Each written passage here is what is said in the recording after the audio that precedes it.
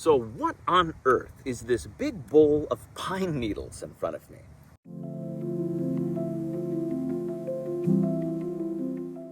Well, this is our Lilium catsbii bog.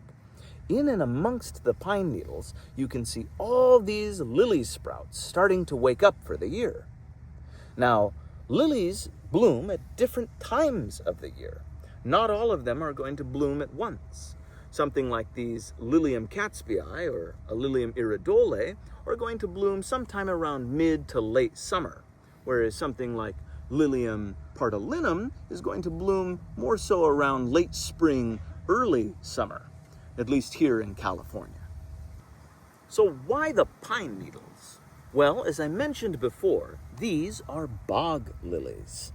And in this specific case, Lilium catsbii can oftentimes be found growing in the wild in pine barrens in the southern Atlantic states. And the conditions there are wet and acidic. So, in an effort to kind of emulate that natural habitat, we've added a layer of pine needles to the surface of this bog to help leach a little extra acidity. There's a huge diversity in the lily genus. Some lilies look exactly the same, and some species look wildly different. In the case of Lilium catsbii, they're interesting because they only produce a single flower per bulb. And it's upright, usually only about a foot or two tall, and it almost looks like a big red spider. Whereas something like a Lilium iridole, the pot of gold lily, can get upwards of 6 feet tall and has these massive branching flower stalks with these beautiful golden pendulous flowers. Now something like this Lilium pardalinum, subspecies pitcanense, is somewhere in between. Look at those enchanting red flowers. Bog lilies are notorious in the lily collecting world for being picky and hard to grow.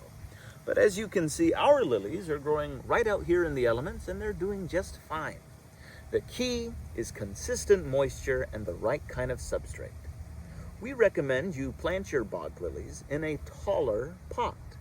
And this is because bog lilies are always going to want to have access to bog conditions. Lots of moisture all the time. The problem is, if those bulbs are fully submerged underwater, they can rot. So by planting them in a taller pot, you're able to always sit it in a tray or a saucer of water so it can pull that moisture up to the bulb, but that bulb is not actually sitting under the water. We recommend you plant your lilies in a peat and inorganic mix, something like peat and perlite, pumice, or sand. We actually plant all of our lilies in a peat and perlite mix. It's the same mix we use for our Sarracenia. Lilies are heavy feeders. During the growing season, it's a good idea to treat them with some Osmocote slow-release fertilizer or a diluted maxi mix. Something like once a month should be fine. It used to be impossible to find these bog lilies. Lilium catsbii is one of the more available bog lilies on the market, but even then it's so rare. We were one of the first, as I mentioned before, to produce these en masse for sale to the general public. And we're still working really hard to grow these not just via division, but from seed. We're doing this with all of our lilies, so we can get these incredible bog lilies into your collections sooner rather than later. Conservation through cultivation has long been our motto here at California Carnivores. And while we have established bogs of Lilium catsbii, iridole, and other various bog lilies, we're still working on those conservation efforts. And recently, we've been pushing really hard for Lilium pardalinum subspecies pitcanense. This gorgeous lily is nearly extinct. There's only a handful of populations, and recently we put out a video requesting some pollen so that we could hopefully cross them and produce some pure seed.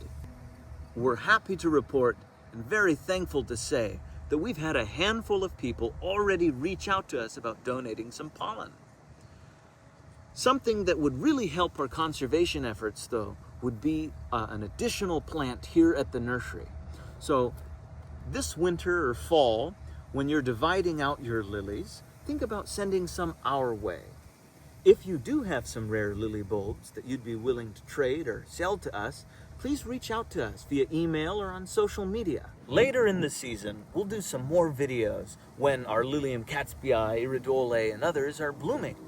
But I hope this little intro into the magical world of bog lilies has taught you something.